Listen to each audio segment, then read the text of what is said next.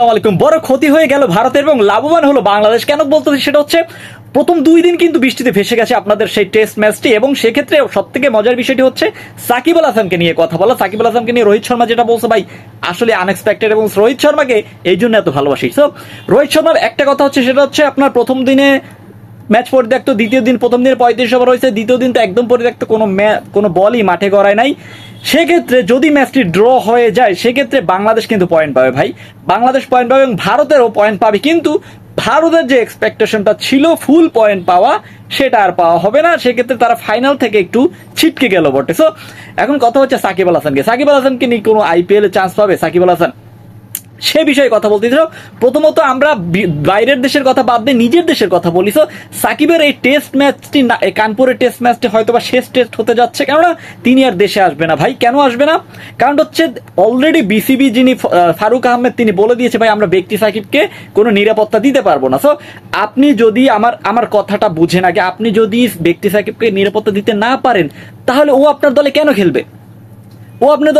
আপনি বলে দেন যে ভাই তুমি বাংলাদেশ দলে খেলতে পারবা না, তোমাকে বাদ দিয়ে দিলাম, আমি তোমাকে বাদ দিয়ে দিলাম, তুমি আর বাংলাদেশ ক্রিকেটে খেলতে পারবে না। সেটা আপনি 1 মাস আগে বলতে, যখন আপনার পাকিস্তানের বিপক্ষে টেস্ট ম্যাচটি খেললো তখন বলে দিতেন। ভারতের বিপক্ষে খেলতে আসছে তখন বলে দিন আপনি কেন আপনি আপনার দলে কেন খেলবে ও? আপনি যদি তার নিরাপত্তাই দিতে না পারেন আপনি কেনই বা খেলবে? আপনি ব্যক্তি সাহেব কেন বলতেছেন? আপনার দলেই তো খেলতেছে, তাই না? ব্যক্তি সাহেব কোথায় আসতেছে ভাই? সো তার পরিপ্রেক্ষিতে তিনি যদি ফুল আপনার ইয়েটা না পায়, সাপোর্টটা না পায়, দেশে এসে তাকে যদি গ্রেপ্তার করা হয় বা এটিসি অন্যান্য কোনো কারণ রিজন দেখাইয়া, তাহলে আপনি সেই নিরাপত্তাটা আর পাবেন? সো এর ক্ষেত্রে তার থেকে বলে দেওয়া ভালো যে ভাই আমি আর মিরপুরে যাচ্ছি না, আমি আর বাংলাদেশে যাচ্ছি না, আমি ভারতে বসেই এই কানপুর টেস্টটি আমার জীবনের শেষ টেস্টটি হতে যাচ্ছে। সো এই ধরনের অ্যানাউন্সমেন্টে আসতেছে, মানে খুব দ্রুতই আসতেছে ভাই।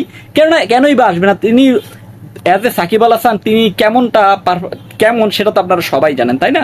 একটা কথাই বলতে চাই, সেটা হচ্ছে সাকিব আল হাসান কি আপনার প্রত্যাশা কি? সাকিব আল হাসানের সাথে এই ব্যবহারটা করা কি ঠিক হয়েছে কিনা প্লিজ কমেন্ট করে জানিয়ে দেন। আর হ্যাঁ, আইপিএল এর বিষয়ে সাকিব আল হাসান যেটা বলছে, রোহিত শর্মা যেটা বলছে সেটা হচ্ছে সাকিবের এখনো চান্স আছে, যেহেতু তিনি ইন্টারন্যাশনাল ক্রিকেট বাদ এখন তিনি ফিটনেস ঠিক করে তিনি আবারও আইপিএল এ চান্স পেতে পারে। এর আগে তিনি কলকাতার যে একটা ক্লাব আছে ILT20 ইন্টারন্যাশনাল লিগ টি20, যেটা কিন্তু দুবাই অনুষ্ঠিত হয়, সেই টি20তে তিনি অংশগ্রহণ করবেন, এটা নিশ্চিত থাকেন।